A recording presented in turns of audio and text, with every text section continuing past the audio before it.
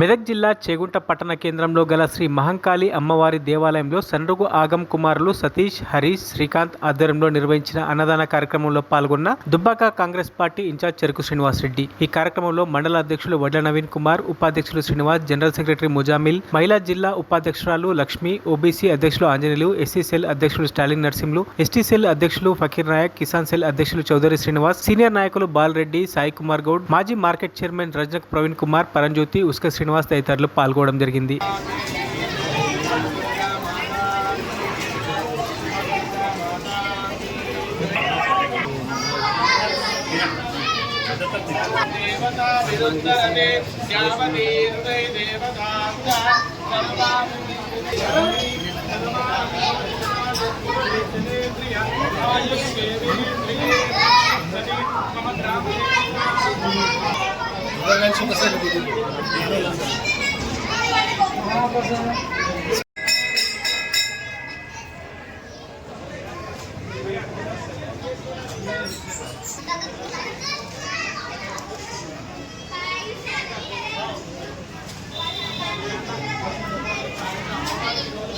మరిన్ని అప్డేట్స్ కోసం మా ఛానల్ని సబ్స్క్రైబ్ చేయండి.